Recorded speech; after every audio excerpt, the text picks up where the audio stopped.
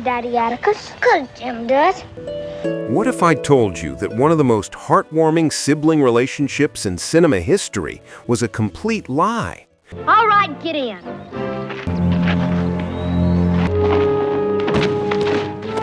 That behind these innocent smiles was a genuine, off-screen rivalry so intense the two child actors actually despised each other. The 1962 masterpiece To Kill a Mockingbird is a film about integrity, justice, and hidden truths. But the deepest truths weren't just on the screen. In this golden flicker video, we're counting down the 10 most shocking and little-known stories from behind the scenes, from an act of arson that erased a piece of Oscar-winning history to the complex legacy that continues to be debated today. These secrets will change the way you see this beloved classic forever. Released in 1962 and based on Harper Lee's monumental novel To Kill a Mockingbird, wasn't just a movie, it was a cultural event. It bravely confronted themes of racial injustice and moral courage, channeled through one of cinema's greatest heroes, Atticus Finch. The film's power is so enduring that it has been preserved in the National Film Registry, deemed culturally, historically, or aesthetically significant. Its story of innocence and prejudice has become a cornerstone of education, encouraging critical discussions about tolerance in classrooms for decades. Do you remember the first time you watched this film? That feeling of a quiet southern town holding its breath during a tense courtroom drama? Let us know in the comments below. Today, we're going back to Maycomb, but this time, we're starting the countdown on what happened when the cameras stopped rolling. Number 10. The Hollywood Connection, Maycomb's Second Life. Let's kick off our countdown with a surprising piece of cinematic trivia that connects two vastly different film eras. The iconic Maycomb Courthouse, the very center of the film's moral drama, was not a temporary structure, but part of Universal's permanent backlot, a famous set piece known as Courthouse Square. While many of the surrounding residential sets met a tragic fate we'll discuss later, the courthouse itself survived, and it went on to have an even more famous film career. Take a close look at this building. Does it seem familiar? It should. 23 years after Atticus Finch argued for justice on its steps, this very same structure, with some cosmetic modifications, became the iconic Hill Valley Clock Tower in the 1985 blockbuster Back to the Future. That's right, the building where one of cinema's greatest moral dramas unfolded is the very same spot where Marty McFly harnessed a bolt of lightning to travel through time. This versatile set piece has a long history. It's a fantastic connection that proves that on the studio backlot, cinematic history is layered, with the ghosts of one story often inhabiting the world of another.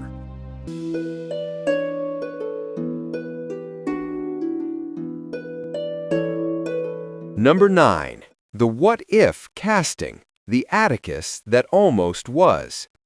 It is nearly impossible to imagine anyone but Gregory Peck as Atticus Finch. His performance is so definitive, so deeply woven into the fabric of the character, that the two have become inseparable. But history is full of fascinating what-ifs, and the casting of this film is one of the biggest. He wasn't the author's first choice. Harper Lee, whose vision shaped the story, originally had another titan of the screen in mind, Spencer Tracy. At the time, Tracy was one of the most respected actors in the world, a two-time Oscar winner, known for his grounded, naturalistic, and powerfully understated performances. It's easy to see why Lee felt he could capture the quiet integrity of her father, on whom Atticus was based. However, due to prior commitments, Tracy was unavailable to take on the role. This twist of fate, this simple scheduling conflict, opened the door for Gregory Peck. Peck seized the opportunity, dedicating himself to understanding the character's soul, and in doing so, created the performance of a lifetime, ultimately winning the Academy Award for Best Actor. It's a classic case of cinematic serendipity, a reminder that sometimes the perfect performance comes not from the original plan, but from the hand of fate. Number 8. A Legacy of Backlash. When To Kill a Mockingbird was released, it was celebrated as a courageous and important film, but we must remember the time it was born into. The early 1960s was a period of immense social upheaval, particularly in the American South. The film's themes of racial justice were not just a story, they were a battle being fought in the streets. This reality didn't spare the film's young star. After filming concluded and she returned from the insulated world of filmmaking to her home in Alabama, Mary Badham faced a harsh and confusing reality. Instead of being celebrated, she was met with hostility. In her hometown, some families and classmates ostracized her for her role in what they considered a liberal and controversial movie. The film's powerful message was seen as an attack on their way of life by some, and she, a 10-year-old girl, became a target for their anger. It was a deeply ironic and painful experience, a case of life brutally imitating art. The young girl who had so brilliantly played a character, slowly awakening to the ugly prejudices of her community, was now facing that same ugliness in her own life, proving that the social dynamics explored in the film were not a historical fiction, but a painful, persistent, and present reality. Number 7. The Ghost in the House. Robert Duvall's silent debut. In the town of Maycomb, Arthur Boo Radley is a myth, a monster, a ghost story whispered among children. He is a source of terror and fascination, a man defined entirely by his absence. To bring such a character to life requires an actor of immense subtlety. And for his very first feature film, Robert Duvall delivered a masterclass. His performance is powerful, haunting, and achieved without a single line of dialogue. But here's the secret. He was supposed to speak. Duvall, a dedicated method actor even at this early stage, took extreme measures to become the reclusive Boo. To embody a man who hadn't felt the sun on his skin in years, he spent 6 long weeks indoors, completely avoiding sunlight to achieve the character's eerie, ghostly pallor. He even dyed his hair a pale blonde to complete the effect. In the original script, his meticulous preparation was to culminate in one spoken line. As Scout leads him home, he was supposed to ask, "Where are you taking me?" It was a small line, but it would have been his first. However, in a moment of filmmaking genius, the line was cut. The filmmakers realized that Boo Radley's power was in his silence, his actions, placing a blanket on Scout, saving the children, spoke louder than words ever could. By cutting that line, they preserved his mystery and amplified his poignancy. And Robert Duvall's legendary career began with one of the most powerful silent performances in cinematic history. Number 6. The Sibling War Behind the Scenes.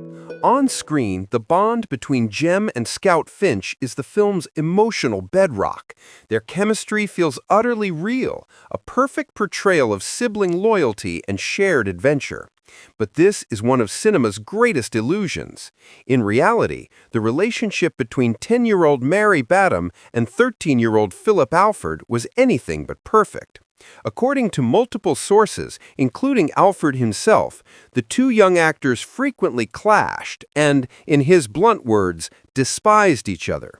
Their off-screen dynamic was filled with a genuine childhood antagonism. Badham reportedly teased Alford relentlessly, even mocking the way he delivered his lines after a take was finished.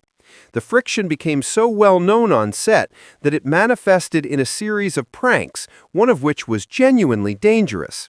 In the iconic scene where Scout is rolled down the street inside a tire, Alford, in a moment of real-life frustration, pushed the tire containing Badham with excessive force, sending her careening wildly. The irony is staggering. These on-screen siblings, who felt like family to millions, not only couldn't get along, but actually lived just 4 blocks from each other in Birmingham, Alabama. They wouldn't find common ground until long after they were adults. It makes their performance a true testament to the power of acting and the careful guidance of director Robert Mulligan. Number 5. The unlikely father figure. While the on-screen siblings were at odds, a genuine and beautiful family bond was forming elsewhere on set, providing a crucial emotional anchor. Gregory Peck, the towering star who embodied the quiet dignity of Atticus Finch, became a true father figure to the young cast. His parental warmth wasn't an act, it was an extension of his own graceful character. Realizing the children needed a stable, comforting presence amidst the pressures of a major film production, Peck invested his personal time in them. He would play chess with Philip Alford and chat with them between takes, creating a safe and playful environment that translated directly into their deeply authentic on-screen chemistry. This bond was most profound with Mary Badham. For the rest of his life, he affectionately called her Scout, and she, in turn, always called him Atticus. Their friendship lasted for decades. But Peck's capacity for connection extended to the whole cast. His friendship with Brock Peters, who played Tom Robinson, was just as deep. The two remained close for the rest of Peck's life, and it was Brock Peters who delivered the moving eulogy at Gregory Peck's funeral. This genuine warmth was the true source of the film's emotional core, proving that sometimes the greatest magic on screen is born from real love and respect off-screen.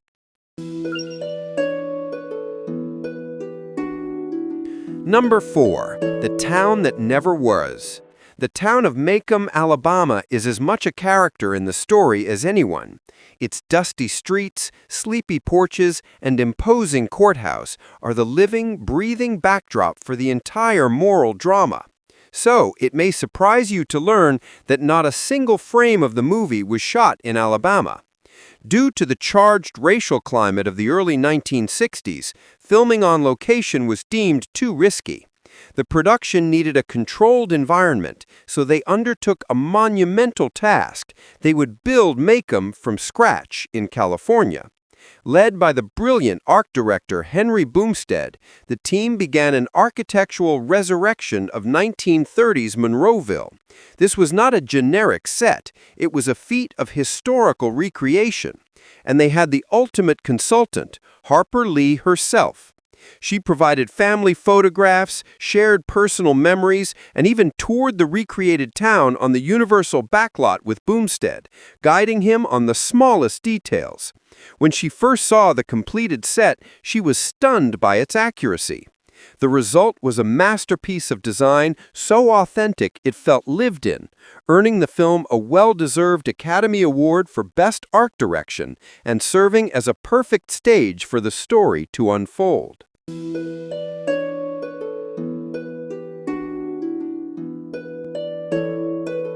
Number 3. A masterpiece lost to flames. That Oscar-winning set, a town built from memory and movie magic, was more than just wood and plaster. It was the soul of the film made manifest, a historical artifact in its own right. After filming wrapped, the set remained on the Universal backlot, a tangible piece of cinematic history. But its story has a tragic, senseless, and shocking final chapter.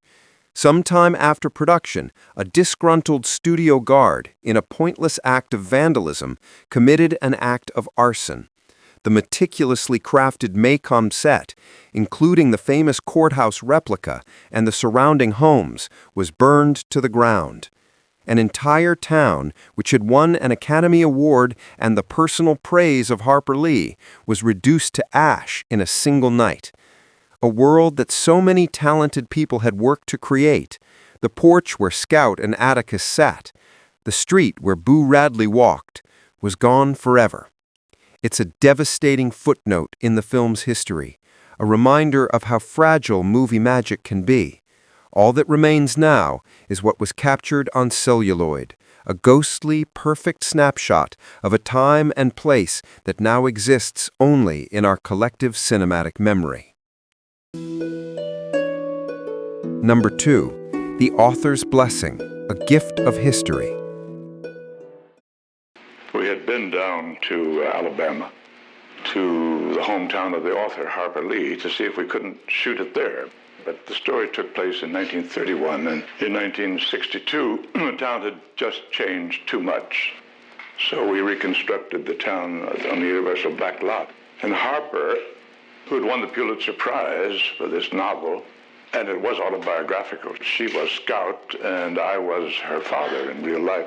Came to the set on the opening day, and the scene was, you may recall, when Atticus came home from the courthouse or his office that day. It was a habit, I think, for the kids to run down to the corner, and the boy grabbed his briefcase and they walked down the street together talking till they got to their house. And we were doing that little scene, and while we were doing it, I glanced across the street. Behind the camera, I saw Harper, and I saw that her cheeks were glistening. And I thought, well, we're just tearing her up. We're just breaking her heart. We must be marvelous in this scene. So I walked over and I said, Harper, I think I saw some tears on your cheeks out of the corner of my eye while we were playing that scene. She said, oh, Gregory, you've got a little pot belly just like my daddy. The character of Atticus Finch was sacred to Harper Lee. He was based on her own father, Amasa Coleman Lee, the man who was her moral compass. Entrusting that legacy to an actor was an act of immense faith. Gregory Peck understood this weight. He traveled to Monroeville, Alabama, to meet Lee's father and absorb the spirit of the man he was to portray. When Lee finally saw Peck's performance, she was reportedly moved to tears. He had not only played the part, he had channeled the very soul of her father with a profound dignity and grace. In a moment of deep emotional connection, as a symbol of her gratitude and absolute approval, Harper Lee did something extraordinary. She gifted Gregory Peck the ultimate heirloom, her own father's pocket watch. This was not just a prop or a souvenir. It was a deeply personal gesture, a symbolic transfer of guardianship over her father's legacy, from the daughter to the actor. For Peck, it was the highest praise he could ever receive, more meaningful than any award. He cherished the watch for the rest of his life, a tangible reminder of the sacred trust he had fulfilled. And now, the golden flicker moment. Number 1. Hero or savior? The enduring debate. For over half a century, Atticus Finch has been more than a character. He's been a symbol of moral integrity. The American Film Institute voted Gregory Peck's portrayal the greatest film hero of all time. For generations of viewers and students, he has represented the power of one good person standing up against the tide of injustice. The film's legacy is immense, a celebrated piece of American cinema that helped audiences grapple with the difficult issues at the heart of the civil rights era. It is, by all accounts, a masterpiece. But legacies are not static. They are living things, constantly re-examined, and today, To Kill a Mockingbird is at the center of a complex and vital conversation. In recent years, many scholars and critics, such as historian Ibram X. Kendi, have re-evaluated the story through the modern lens of the white savior narrative. They argue that while Atticus is a virtuous hero, the story frames the fight against racism almost exclusively through his actions. Black characters, most notably the wrongly accused Tom Robinson, are depicted without significant voice or agency, serving primarily to highlight Atticus's benevolence. This perspective suggests that the film, for all its good intentions, centers a white hero as the agent of change, while the black community is portrayed as passive recipients of that heroism. This critique, which has led to the book and film being removed from some school curricula, doesn't erase the film's importance. Instead, it adds a crucial layer of complexity, forcing us to ask difficult questions about who gets to be the hero in a story and whose voices are heard. Do you agree that this is the golden flicker moment? From surprising on-set rivalries and the deep friendships that defined the performances, to an Oscar-winning set tragically lost to flames and a cultural legacy that is more complex and debated than ever, the story of To Kill a Mockingbird is as rich and profound as the film itself. It's a classic that holds a mirror up not only to society, but to the very process of cinematic myth-making. If you discovered something new today, shine a light on our day by hitting the like button and subscribe to Golden Flicker so you don't miss any stories from behind the silver screen. What film or actor do you want to see here in the next video? Let us know in the comments.